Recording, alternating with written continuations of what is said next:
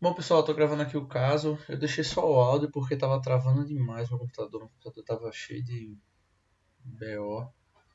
Não sei como tá o áudio aí, se tá muito com eco ou tal. Vou tentar, até às vezes tá falando um pouquinho mais baixo pra tentar diminuir esse eco. Mas bora lá, né? Todo mundo leu o caso aí. Já tá aí na cara, né? A resposta do caso da semana passada, de reprodutor masculino da fisiologia. E a gente agora vai comentar um pouquinho do que é isso daí, né? Eu não quis trazer só as questões, sabe? Se a galera, se algum de vocês estiver interessado tal, o comentário vai ficar lá pro final, mas eu achei interessante comentar sobre tudo, porque é um tema que é muito recorrente, é um tema que tem toda vez em postinho, é um tema que vocês vão estar experimentando ou vendo mais de uma vez durante a academia, né, a parte da faculdade, assim como o de reprodutor feminino, que Gabi pode botar, por exemplo, câncer de colo de útero, câncer de mama, ou como foi de cardio, que foi insuficiência cardíaca, né, como foi de renal, que foi de nefro, que foi doença renal crônica, todos esses são bem importantes. Eu decidi trazer esse daí que é um dos mais prevalentes para reprodutor masculino e comentar mais, um pouquinho mais aprofundado, até trazendo bem para prática clínica mesmo, que eu acho que vai ser legal para vocês. E aí vamos lá. Hiperplasia prostática. Vou passar aqui. Eita, não. Pronto. O que é? É isso daí que está escrito aí, né? É uma entidade definida pela proliferação, essa hiperplasia das células. Pode ser do colo vesical, pode ser do estroma, pode ser do epitélio, como for mais tecido nodular adenomatoso. Se você for ver por alguma literatura, pelo Medicel, por exemplo, ele vai falar exatamente isso daí. Ah, e do Medicurso também. E aí o que os dois também concordam? Esse geralmente tem um aumento da glândula em conjunto, tem a história clínica de sinais e sintomas, que pesa muito para o diagnóstico. Os sintomas e sinais obstrutivos, irritativos, e é mais comum ali a partir dos 45 anos de idade do homem.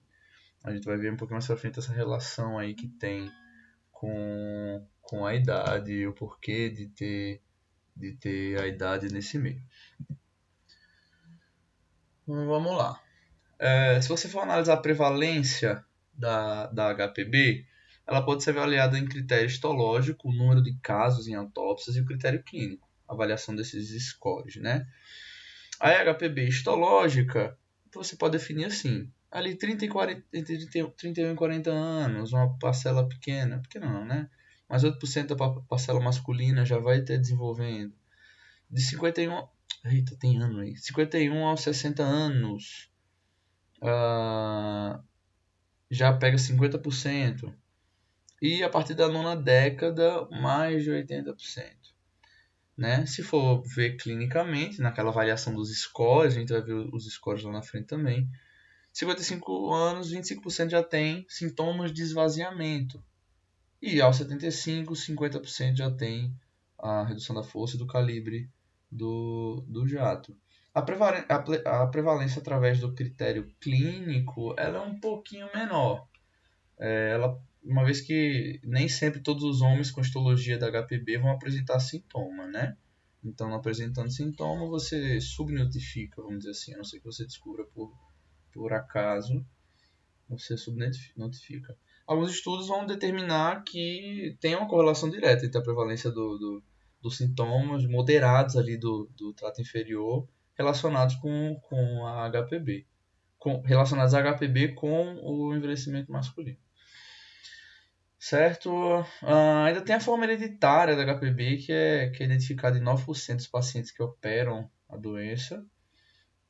E em até 50% daqueles que. Acho que é 50%, 55%, por aí 45%, daqueles que têm cirurgia antes dos 60 anos. Certo? Do próximo aí vamos falar de anatomia. Vocês já estudaram ou estão estudando? Não sei, a anatomia esse período aí tá bem complicado, né? para ver todo esse rolê de podemia. Mas a próstata normal de um homem adulto vai pesar ali em torno de 20 e 30 gramas, mais perto de 20 do que de 30.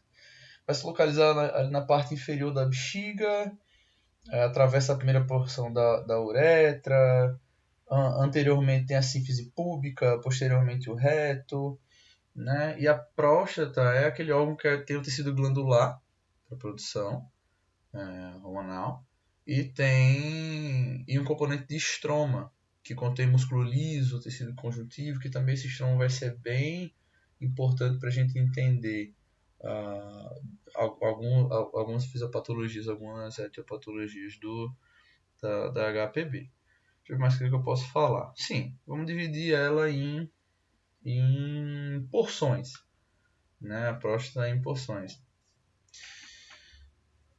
Aí, tem as zonas periféricas, zona central, zona de transição e a do estroma. A periférica é a que tem maior parte da próstata, que constitui a maior parte da próstata. Depois vem a central ali, a transição e o estroma. A central, composta de glândulas curtas, ela é situada, ela é de forma piramidal, tem o seu ápice na extremidade distal da uretra, a base sobre o colo vesical. Os ductos ejaculadores atravessam a zona central. A zona de transição. A zona de transição é a zona que a gente vai ter interesse aqui nessa aula, porque é a zona onde acontece todo o problema da HPV. Ela é onde se origina a HPV.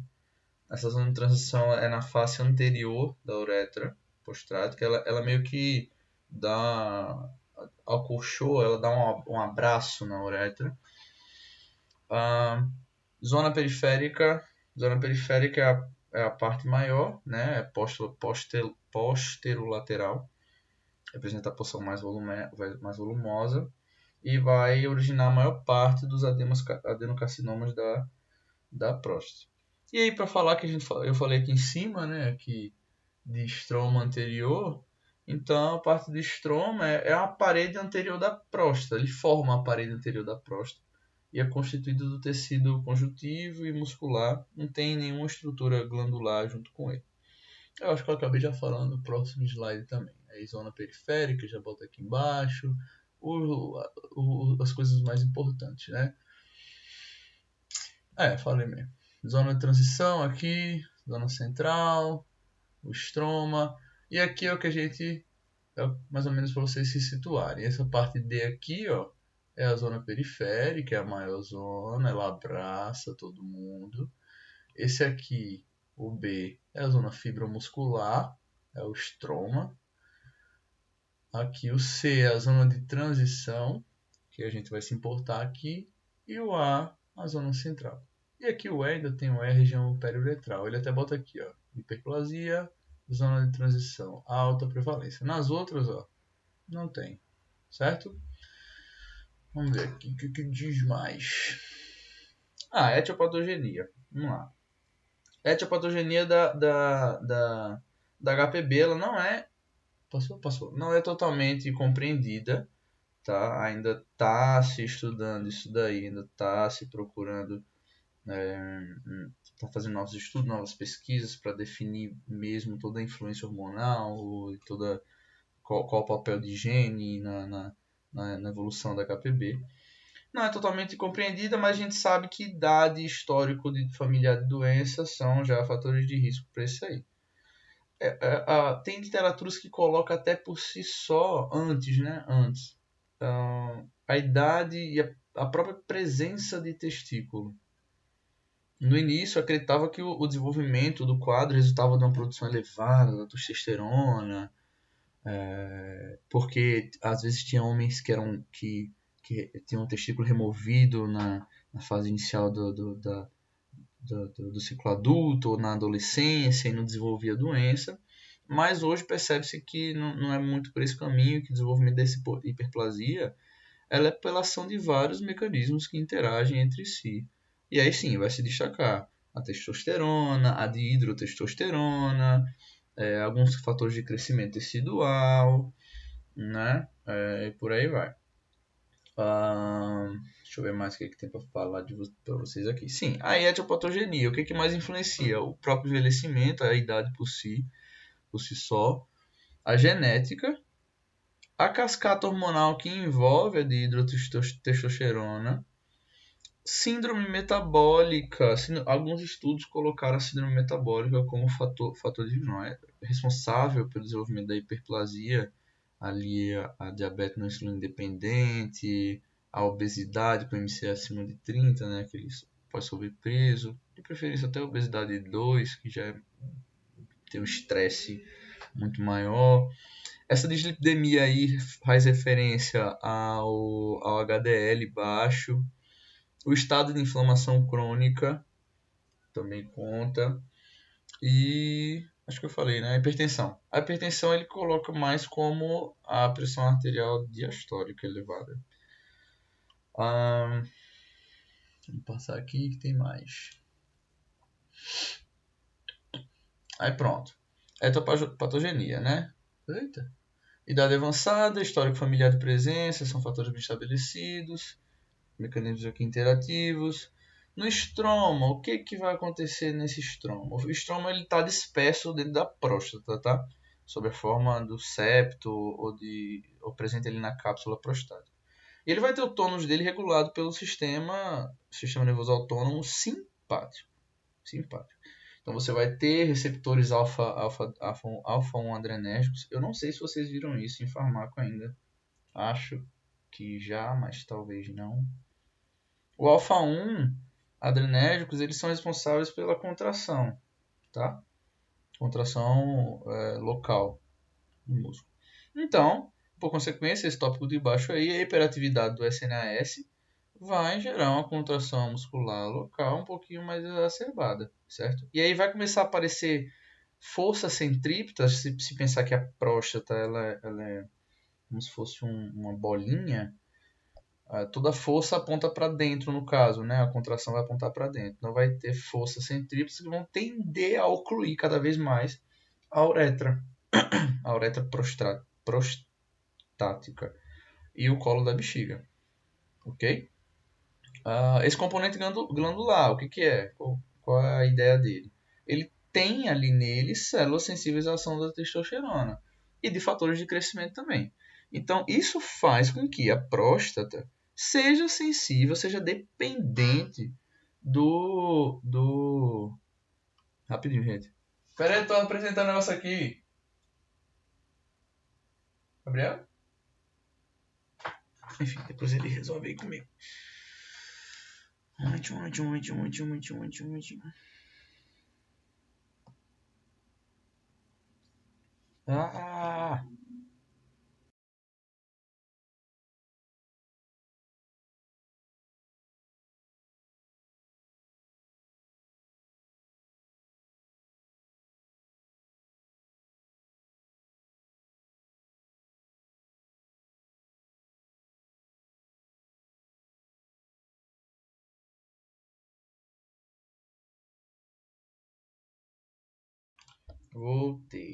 Voltei.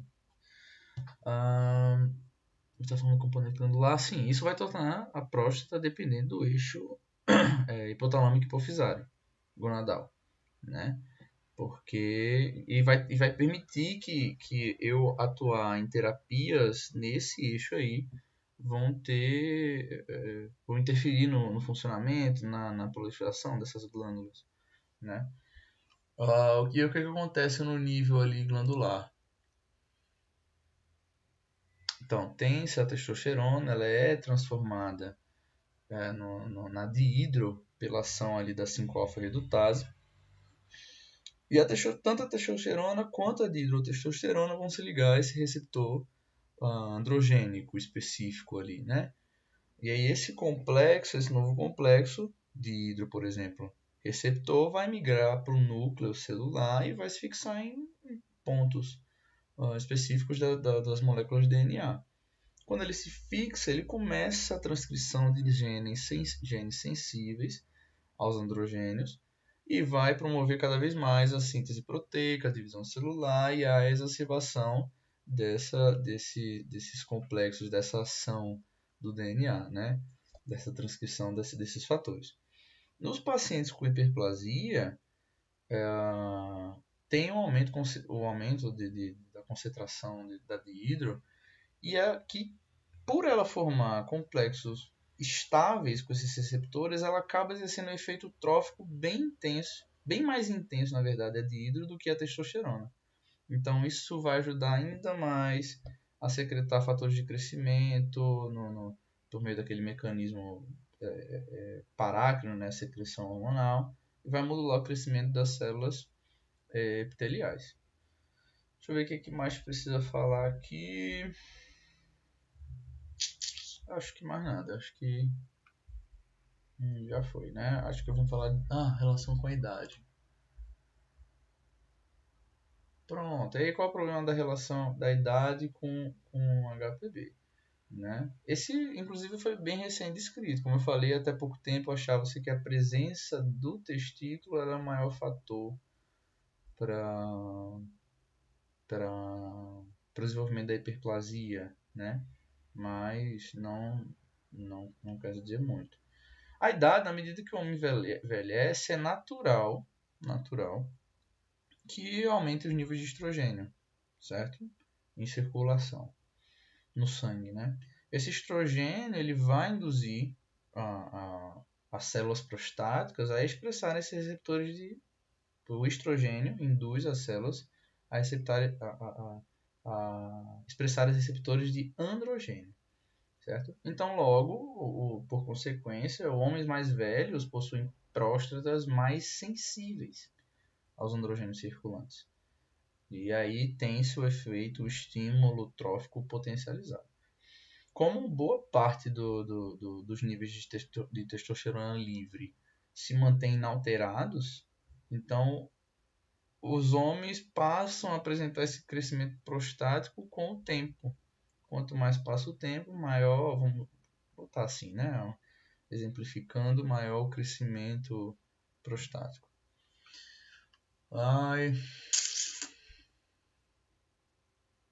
E aí, fisiopatologicamente, a gente pode dividir o processo de hiperplasia em três fenômenos, né? O fenômeno estático, responsável pelo efeito mecânico, que tem um aumento volumétrico da próstata ali. Não, na verdade, vou começar antes. Tem o fenômeno estático, tem o fenômeno dinâmico e o fenômeno vesical.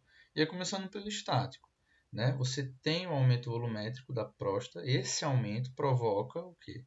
A diminuição do calibre e o aumento da resistência uretral por compressão, certo? Eu aumento tudo ao redor, a uretra fica ali apertadinha, então ela reduz o calibre, mas o volume, vamos dizer assim, urinário que precisa passar por ela mantém-se o mesmo, então aumenta a resistência em consequência, certo? E aí eu tenho essa dificuldade de esvaziamento vesical. O componente dinâmico.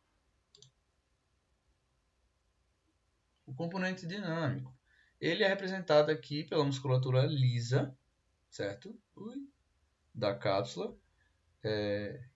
Tanto por essa musculatura quanto pela glândula prostática e no colo vesical também. E qual a ideia dele? O aumento da atividade alfa-adrenérgica nessas fibras musculares lisas, hipertrofiadas, vai levar ao aumento da resistência uretral também. Um é por compressão, certo? Por aumento volumétrico, né? O outro é por aumento da atividade alfa-adrenérgica, certo? E o componente vesical, ele é decorrente de alterações secundárias dessa obstrução. Esses dois outros são primárias, certo? Então, o que acontece? Vai ter hiperatividade ou hipoatividade. Se eu tiver hiperatividade, eu vou estar respondendo a uma tentativa de esforço contínuo para esvaziar aquele tecido ali. E se eu tiver hipo, eu já tive falência. Nos casos, hiperatividade é o que acontece no início. Então começa a hiperativar, começa a hipertrofiar. Depois ele tem a falência, o tecido não aguenta mais aquele esforço, aquele estresse crônico e entra em modo de falência. Aí a pessoa não consegue mais não tem mais a função daquilo ali. Cabe salientar que esses fatores, eles atuam simultaneamente, tá? Não é um para depois o outro, é tudo junto, é tudo num balaio só. E a resultante deles, o produto deles, dependendo da intensidade dessas ações, vai ali dar a sintomatologia do paciente, vai ter o aparecimento, a gravidade da sintomatologia que é visto na HPB. Certo?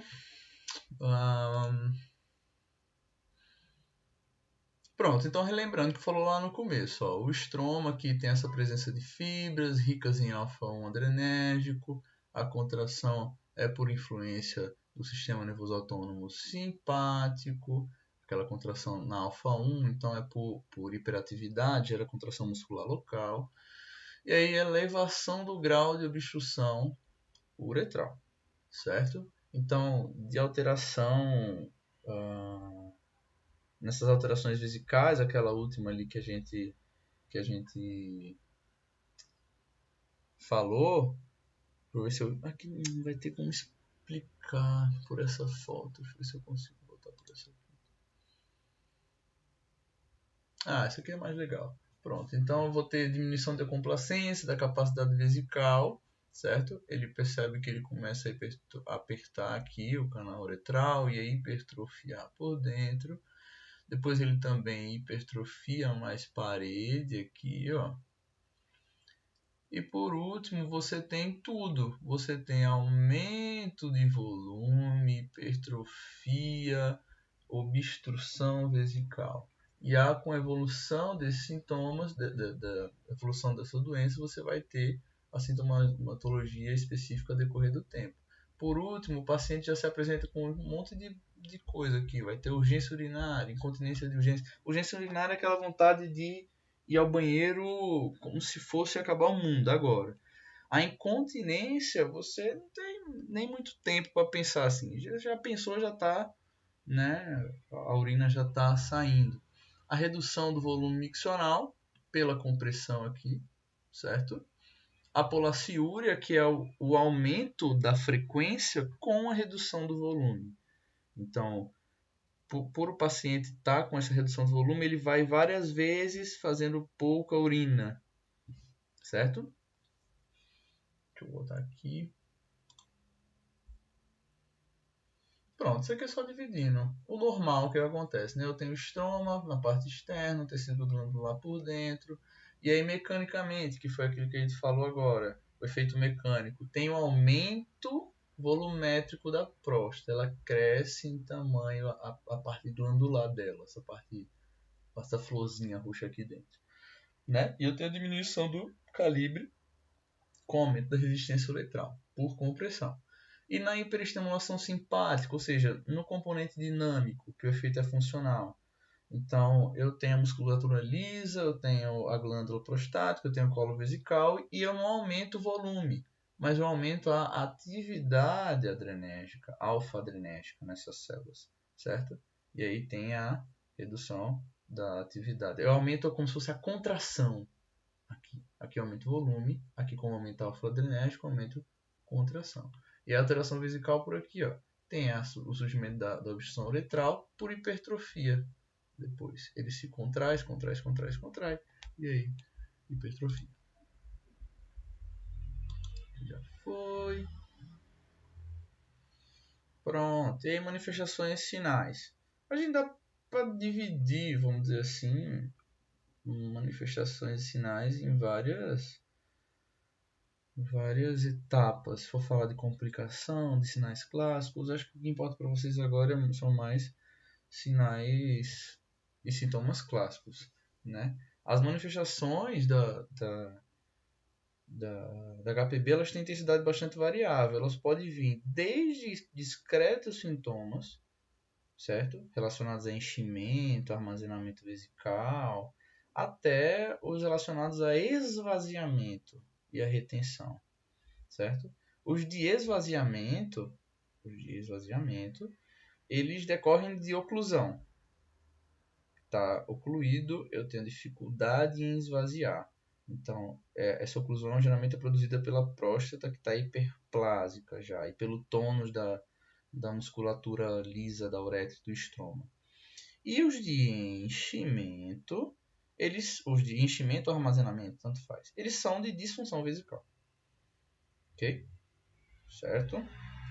Então, vamos lá. Sintomas relacionados a esvaziamento. Eles ocorrem durante... pronto, aqui. Eles ocorrem durante a próstata... de esvaziamento ocorre durante a micção. Incluem hesitação para iniciar a micção, tem diminuição de força e do calibre, tem a sensação de esvaziamento incompleto, o jato intermitente, o gotejamento, a retenção urinária aguda. Esses sintomas estão presentes na obstrução, a obstrução infravesical, a obstrução baixa da HPB. E aí está relacionado com contração falha, vamos dizer assim, do músculo detrusor. Eu acho que está no próximo slide. Tá assim. Certo? Pronto, então aqui ó, o que eu falei agora, o desvaziamento. Então, hesitância, esforço, jato fraco, intermitência, jato afilado e gotejamento. Isso relacionado a esvaziar. E depois que esvaziou, a gente entra no pós-miccional. Todos esses são obstrutivos. Entra no pós-miccional. Então, ainda assim, esvaziamento incompleto e o gotejamento pós-miccional. Se vocês forem ler o caso novamente, vocês vão perceber que o cara lá, o senhorzinho, ele tinha uma paulatada de sintoma, né? Eu botei bastante mesmo para ficar mais fácil, não ter dúvida e tal, já que é relacionado a masculino, não tem por que ficar dando dúvida diagnóstica para trazer aqui. E os irritativos, eles relacionados a esses de armazenamento. Qual é o deles? Eles são representados por polaciúria, que é o que eu falei, o aumento da frequência com redução do volume miccional, a nictúria ou noctúria, que é a visita constante à noite, ou acordar à noite para ir ao banheiro, a urgência miccional e a incontinência de urgência. Ainda pode colocar aí a dor suprapúbica. O paciente lá de novo, no caso, já estava dizendo que tinha uma dorzinha ali no pé da barriga, tudo mais. Ao que se parece, esses sintomas eles são relacionados com hiperatividade do detrusor. Né? Hiperatividade. O de cima, o de esvaziamento, era por hipoatividade, contração ineficiente. O de armazenamento é por hiperatividade. Ok? Por quê? Porque eu tenho aqui, não é problema no músculo, mas eu tenho uma obstrução infravesical. Então ele tem que fazer mais força, ele tem que estar hiperativo. Certo? Acho que não tem mais nada para falar. Se for de... Pronto, isso aqui, né? Manifestação clínica. Não é frequente, não é constante, vamos dizer assim. Os períodos são oscilantes, então vai, melhora. Acho que no caso lá também o senhorzinho já vinha sentindo isso há um ano. Há pouco mais de um mês ou um mês, eu acho que ele passou a sentir mais frequentemente. Né? Mas às vezes o que acontece é que muitas vezes o paciente nem percebe que está com aquilo ali. Certo? Então tem período de melhora, pode durar meses ou anos, tem fases intercalado com fases de recrudescência. E, sim, o grau de desconforto não necessariamente é proporcional ao volume da próstata. Então, não quer dizer que se o paciente tiver uma senhora de uma próstata, quer dizer que ele vai ter sintomas que acompanham aquela clínica ali. Não necessariamente. Certo? E nem quer dizer que vai ter diminuição do fluxo que acompanhe também aquela clínica ali. Complicações. Essas complicações aqui eu vou falar bem rápido. Que senão já foge muito e para tentar manter uma hora. Acho que eu tô vendo aqui na gravação da tela tem 30 minutos já, 29 minutos. Então vamos lá, primeiro aí, retenção urinária aguda. Ela é o quê? Incapacidade abrupta de esvaziamento vesical. Parou do nada, acabou. Tem acontece ali 2 a 10% dos pacientes. Não quer dizer que está no grau máximo de obstrução ainda. Ele simplesmente parou, mas não quer dizer que está no grau máximo. Você observa isso tanto em próstata pequena quanto em próstata mais volumosa, o que vai sugerir justamente que tem outros processos ali no meio que precisam ser avaliados. Então, o que pode ocasionar a retenção urinária aguda? Uso de anticolinérgico, distensão aguda da bexiga, infarto prostático, algum cálculo vesical. Por isso que não quer dizer que obrigatoriamente atingiu o grau máximo de obstrução uretral pelo adenoma, né? Mas pode ter algum cálculo externo a esse adenoma que travou de vez tudo ali. A infecção urinária, né? A ito, a prostatite, acontece ali em 5% dos pacientes, exacerba ainda mais os sintomas urinários e aí vai desencadear por vezes retenção urinária. Essas infecções, elas resultam em que eu tenho estase urinária. E a gente sabe que qualquer estase, geralmente em intestino, em eliminação de tóxicos pelo corpo, gera ou cria um sítio muito fácil para se gerar infecção, certo? Então, essa estase urinária proporciona uma colonização bacteriana prostática. Essa presença, ou até a presença da urina residual, né, já que fica ali um volume residual em pacientes com hiperplasia prostática, então isso pode gerar quadros de bacteremia, certo? O que justifica, que a gente vai ver lá na frente, uma das indicações da cirurgia são infecções recorrentes, infecções persistentes. Porque não vai melhorar, está sempre aquele volumezinho ali, está sempre criando sítio e sítio para uma infecção. A litíase é a estase também local, a impossibilidade de expulsar cálculos migrados do rim. Ele desce lá do rim e fica naquela região, certo? Fica na região ali da próstata, certo? Então eu tenho bloqueio abrupto também do jato, eu interrompo micção, eu tenho uma grande tendência recidiva se eu realizar somente a remoção exclusiva dos cálculos, porque o problema, na verdade, não é nem o cálculo, mas o que está produzindo o cálculo. Então, se eu ataco só o cálculo, eu deixo o problema funcionando ainda, certo? A falência do detrusor, né? Acho que já devo pular. Insuficiência renal aguda crônica. Eu não sei se Gabi comentou muito essa parte para vocês, como é que ela comentou. Como é importante, eu vou falar rápido, é o comprometimento da função renal, certo? Tem 15% dos pacientes. Fator de risco para isso: hipertensão, diabetes, alguma forma de nefropatia pré-existente. Na verdade, eu falei que 15% dos pacientes com HPB, né? Mas só 3 têm lesão renal causada mesmo pela obstrução. É um valor pequeno, vamos dizer assim. E a hematúria? Hematúria vai ser a hematúria macroscópica, né? Sugere que os pacientes, que alguns poucos pacientes com hiperplasia, ela surge, né? E deve à ruptura de vaso submucoso. Então, essa manifestação ela tende a ceder espontaneamente, né? Vamos dizer assim, botar em aspas, ela é autolimitada, mas é que precisa ser explorada aí, porque é tudo que envolve sangue ou excreção de sangue, liga o alerta para várias outras coisas, né? Então, você faz uma ultrassonografia renal, faz outra pesquisa, até para descartar a possibilidade de neoplasia. Ok. Meu Deus, tá na metade ainda. Socorro. Diagnóstico. Vamos lá, diagnóstico.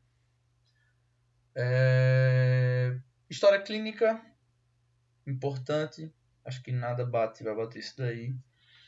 Tem uns exames obrigatórios também, mas história clínica é um negócio absurdo na medicina. É importante para avaliar o que? Sintoma prostático, característico, manifestação e o IPPS, que é o questionáriozinho que está mais ali na frente, o score internacional de sintomas prostáticos, né?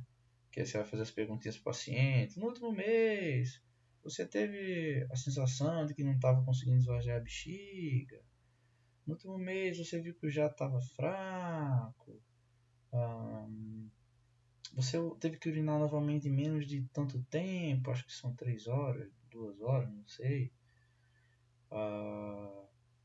Se você tivesse que passar o restante da sua vida com essa condição, quão feliz você ficaria, quão triste. Esse tipo de pontuação. E aí você usa também exame físico, que é o toque retal. Você faz uma pesquisa ali no toque retal, tá no próximo slide, vou botar. E exames laboratoriais. Esses 4 aqui são obrigatórios.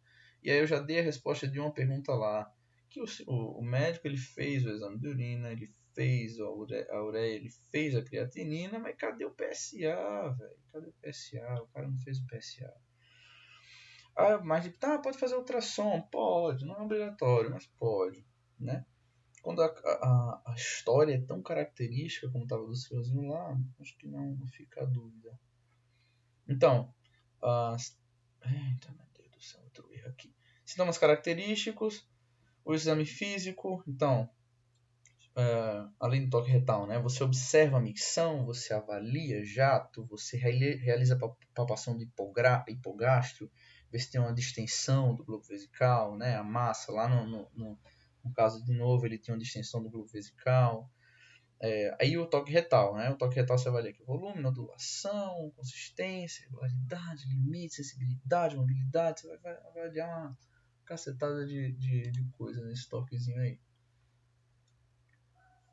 Será que passou? Sim. E avaliar ainda no toque retal também, tá?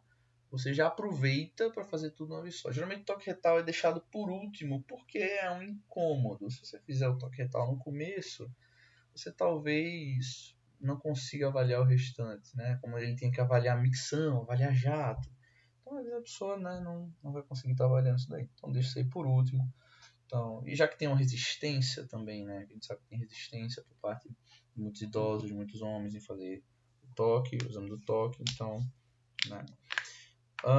Então você avalia também contração, sensibilidade, reflexo bulbo cavernoso, vesícula seminal, como é que tá, se está hipertrofiada, se não está, se está deslocada. E a parede retal. Deixa eu ver se tem mais alguma coisa para se falar aqui. Acho que não. Acho que foi tudo. Essa avaliação de contração, sensibilidade é no exame digital, né, que você faz. Acho que não. Tem mais nada para ver não. Aí exames. Exames para fazer. Não. Sim, o score. Aqui as perguntinhas, né? Sensação de esvaziar completamente a bexiga. Urinou de novo em menos de 2 horas. Quando urinar, parou e recomeçou, né? Intermitência. Foi difícil de conter a urina, incontinência. Observou jato fraco, redução de jato. Teve que fazer força, né? Para urinar. Teve que levantar de noite, a noctúria. Isso aqui gera uma pontuação que é utilizada para tratamento. Acho que menor que 7 é um tratamento leve, uma caracterização leve da HPB. Até 20, eu acho, de 8 a 20 é moderado, e acima de 20 aí já está bem avançado. Ué. Ai, meu Deus. Volta.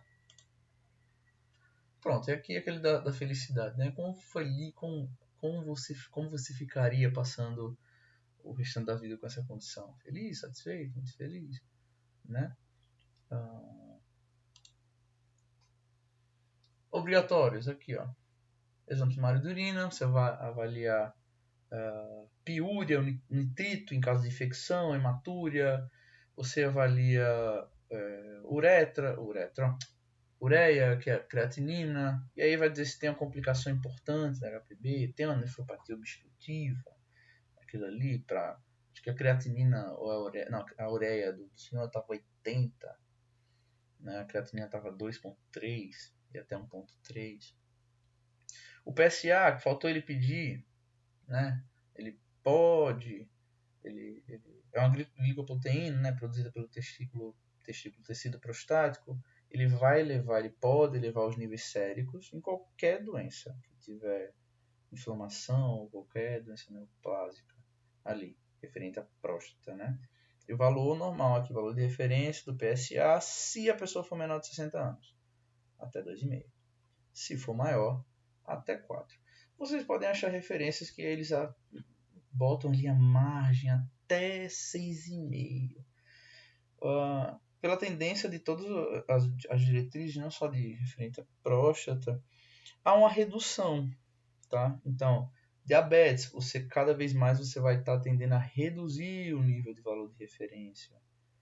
Hipertensão, a última aí reduziu de novo o valor de referência para hipertensão grau 1, grau 2, a PA ótima, PA normal, né?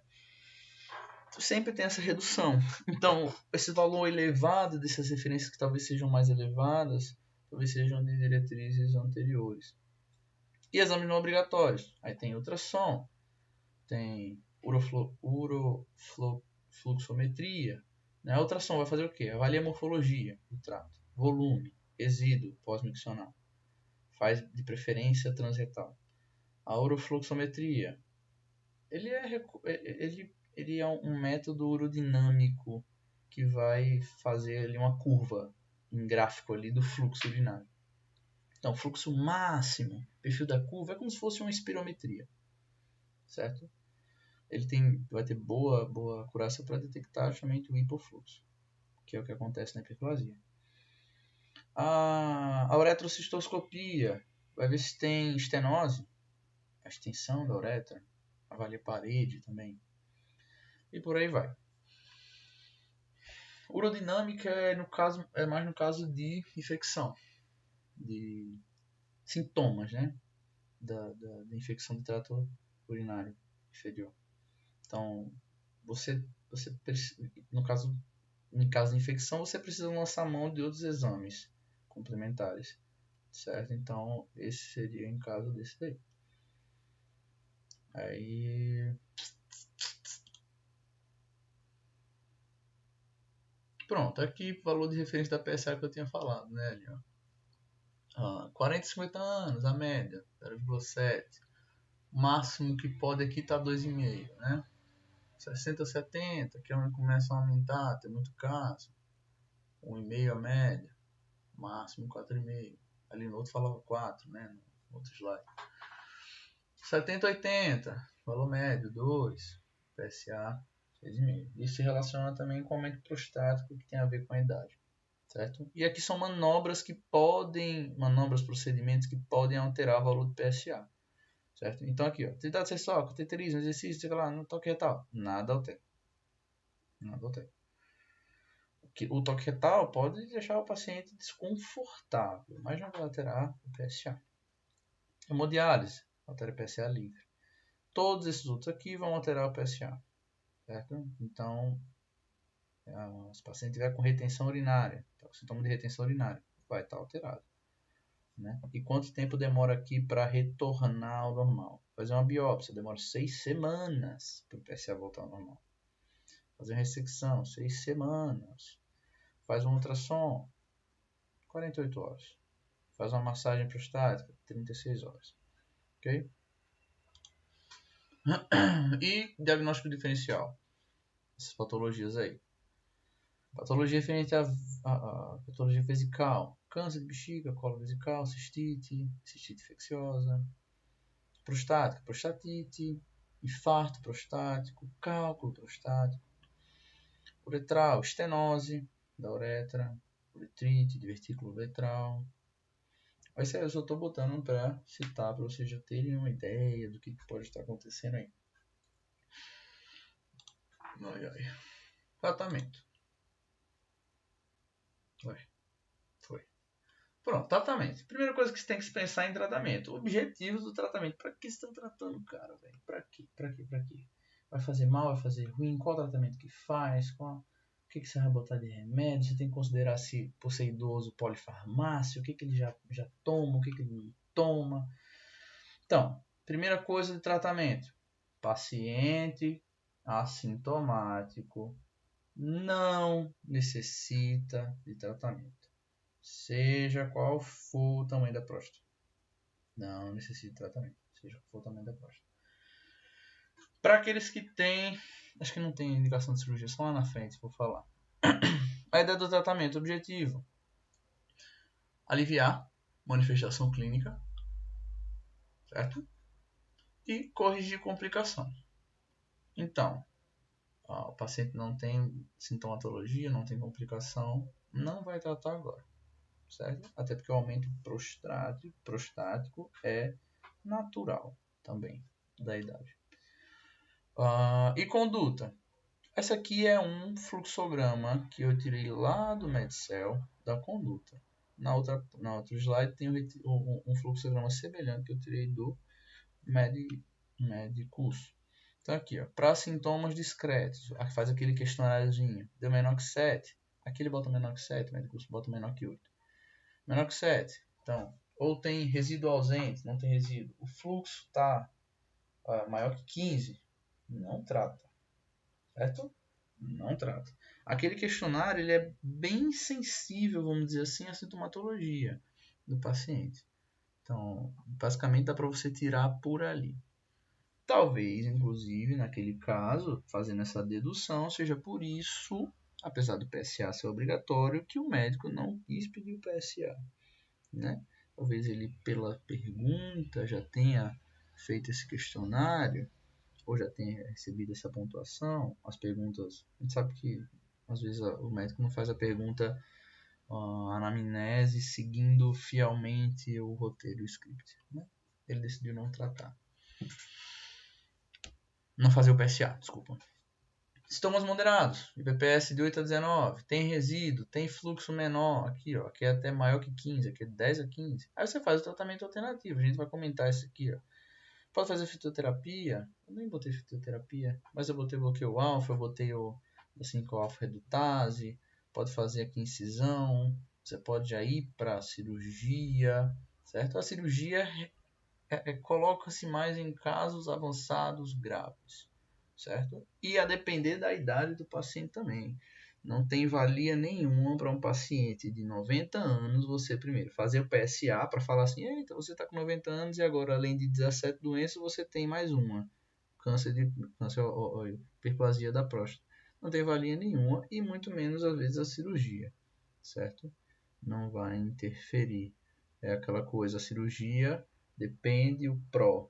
O pró da cirurgia tem que ser bem maior que o contra, certo? E para uma pessoa de 90 anos, dificilmente isso vai ser atingido. Passa. A tabelinha que eu falei do Medicurso.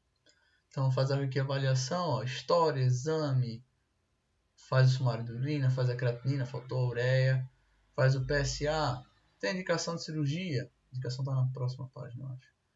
Tem, não tem? Tem, vamos lá. Tem retenção? Para ter indicação é isso aqui. Tem que ser isso aqui. Hematura persistente. Infecção recorrente. O paciente não tem infecção. Talvez tivesse uma retenção.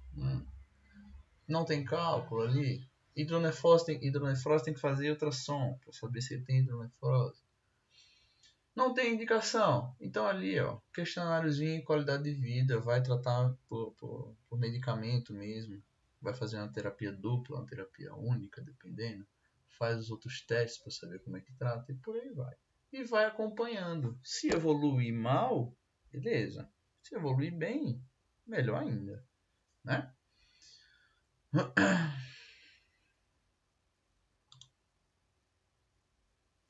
E aí para tratamento, falar rápido aqui de alpha block, desses outros aí que eu tinha comentado antes.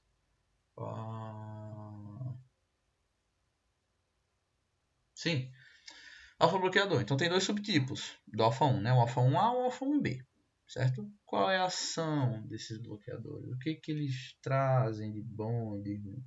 Primeiro, o alfa 1A, ele é o que? Específico do tecido prostático. E o alfa 1B, ele é específico de vaso sanguíneo, certo? Então, o bloqueador alfa 1 adrenérgico, no geral, aí eles podem ser seletivos, ou para um A ou para um B, ou eles podem ser não seletivos, certo? O ideal é utilizar um bloqueador seletivo. Por quê? Cara, você está mexendo com receptor alfa 1. Não existe receptor alfa 1 só em próstata, certo? Você tem, por exemplo, no coração, você tem receptor alfa 1 em qualquer tecido muscular. Então você bloqueia, o alfa 1 constringe, ele gera contração. Então você bloqueou, você gerou hipotensão postural, por exemplo.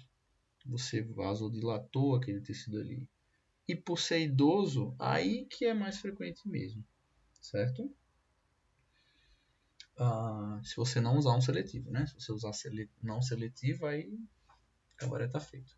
E ação: bloqueia receptor do estroma, uretra e colo vesical. Então, reduz a resistência do fluxo urinário. Por quê? Porque ele diminui a contração ali, ele diminui a obstrução por contração.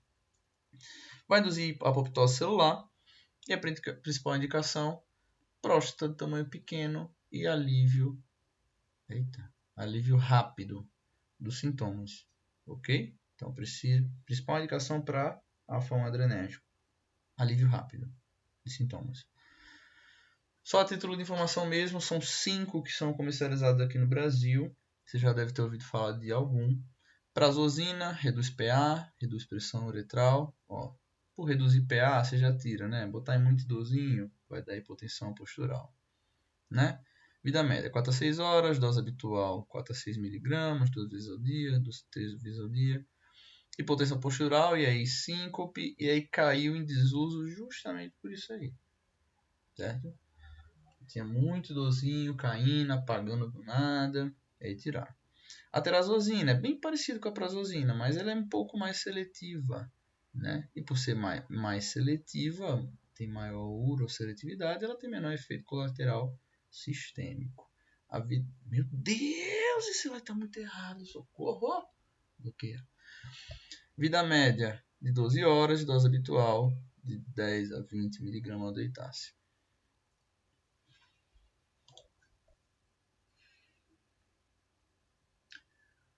Continuando, falar aqui primeiro para depois falar de contraindicação absoluta.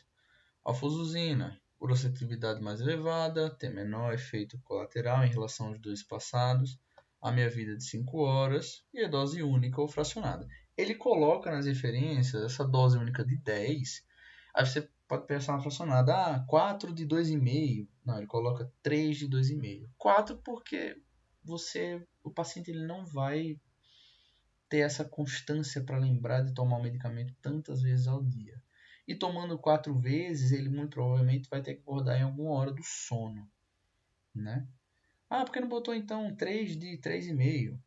Não, não botaram. Botaram 3 de 2,5. Acharam que foi melhor desse jeito, né? Eu não sei, não li a diretriz para ter explicação.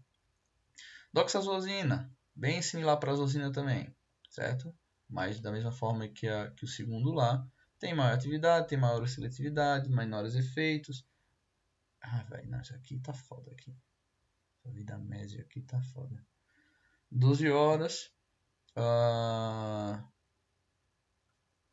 Meu Deus, tá igual isso aqui. Dose habitual também, 10 a 20 ao deitar-se. Parece igualzinho. Que isso? E a tanzusolina é o mais moderno. Tanzulosina é o mais moderno. É específico para alfa 1.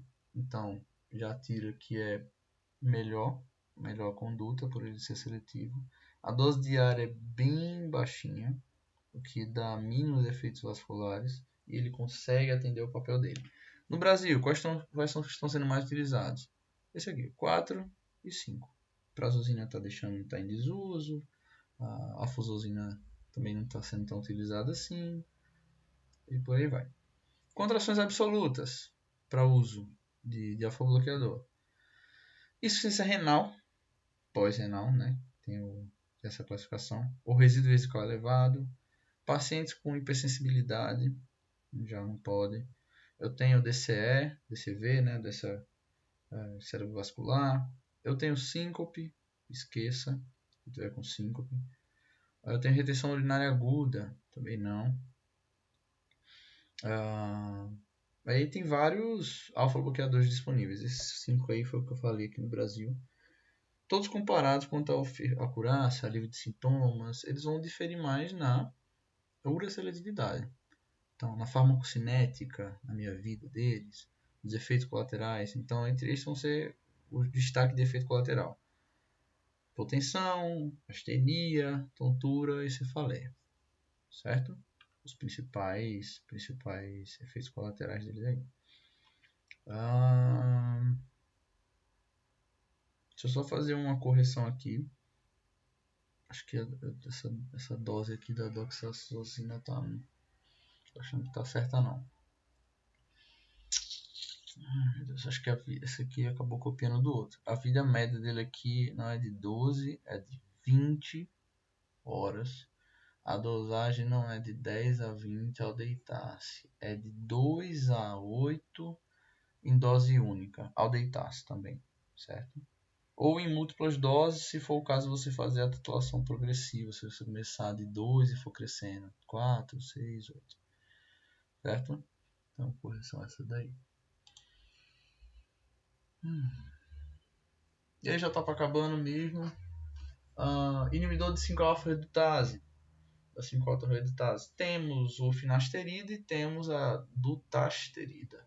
Finasterida é o mais comum, acho que alguém já deve ter ouvido falar aí de minoxidil, né? Um composto similar, vamos dizer assim, muito utilizado para perda capilar, no caso de homens. Ele é o primeiro agente anti-androgênico que foi utilizado. Então, qual é a dosagem dele? O que ele faz? 5 mg uma vez ao dia. Ele atua inibindo a 5-alfa-redutase tipo 1, então ele vai impedir a formação local da dihidrotestosterona no tecido prostático. Ele produz diminuição aqui de 30% do volume da glândula após 6 meses de tratamento. Isso é bem considerável. Essa diminuição chega a aliviar até 30 a 40% dos sintomas dos pacientes. Então, é uma redução bem considerável e por isso que é muito colocado em caso de hiperplasia prostática benigna. Tem baixa interação farmacológica e raros efeitos colaterais, ou seja, é um medicamento top. O que é ruim da finasterida? A disfunção sexual.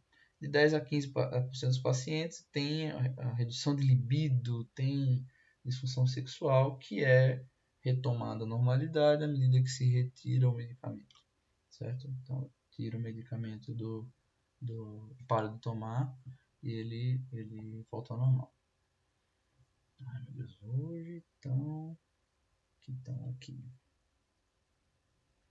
Rapidinho. E a dutasterida. Não botei aqui, mas meio miligrama por dia. Ela também inibe isoenzima do tipo 1 e 2 da 5-alfa-redutase. Tem alguns estudos até que botam que ela é levemente superior à finasterida, certo?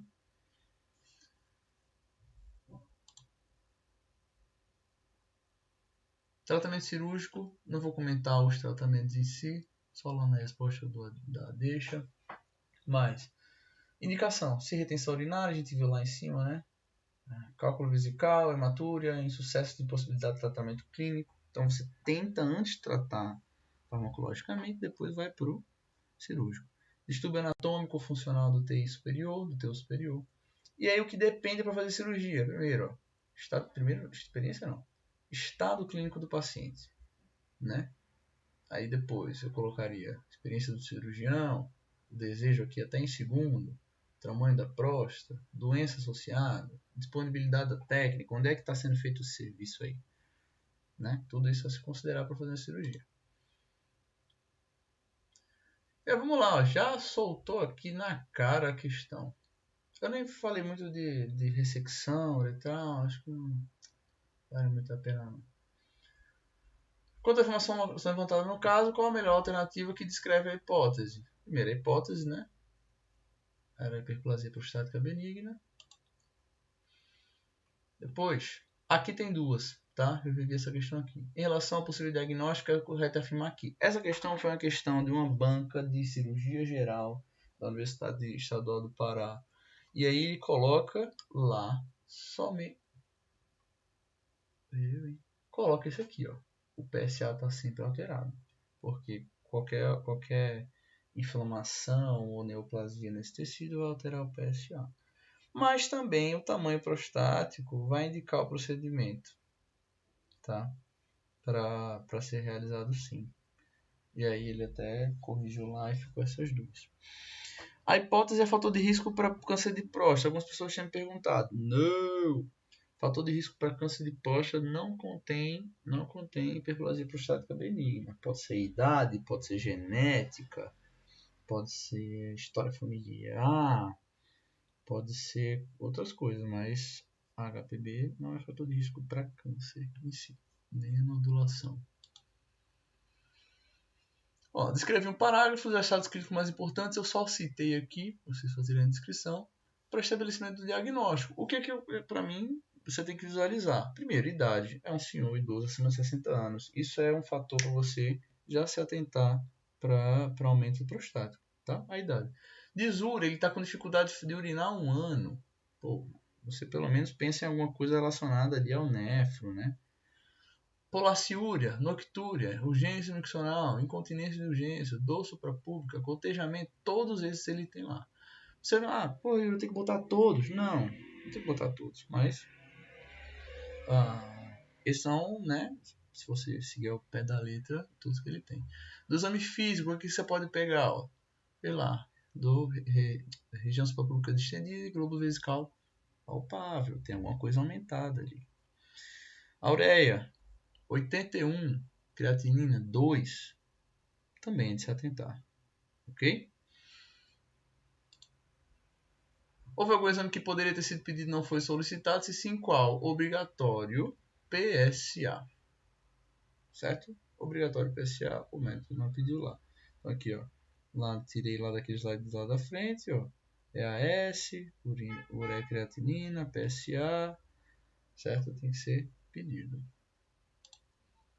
E o último, considerando a hipótese mais provável para o caso descrito, qual o melhor tratamento a ser empregado no paciente? Inibidores dessa fosfodiesterase tipo 5, eles não têm papel na terapia e podem ter efeito deletério sobre o sistema, né? Sobre o sintoma urinário. E aí? Qual é a dessa daí? Se você está pensando. Mentira, vamos lá, eu vou responder logo. Espera aqui, no computador acho que travou.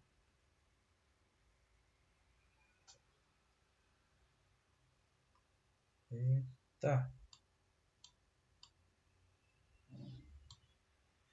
Meu Deus.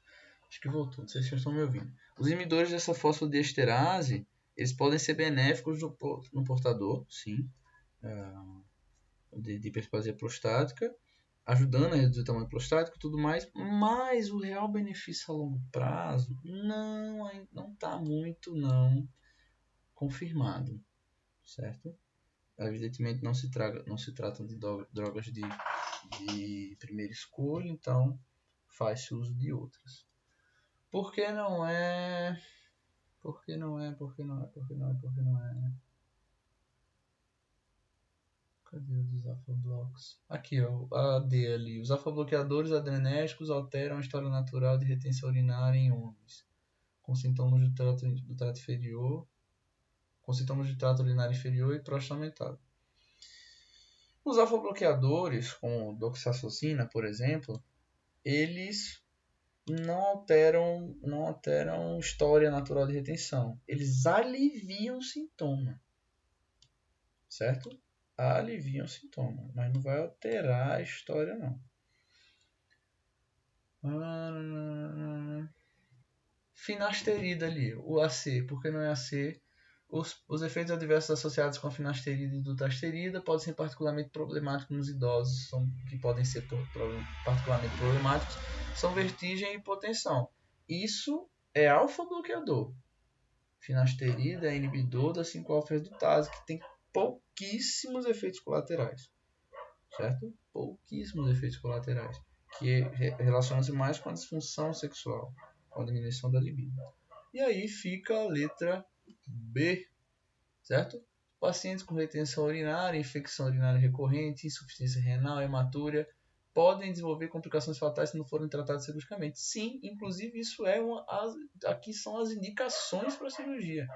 O paciente está com estase urinária, está tendo infecção direto, está tendo hematúria direto, está com insuficiência renal por causa daquela bendita daquela próstata. Tira a próstata. Ok?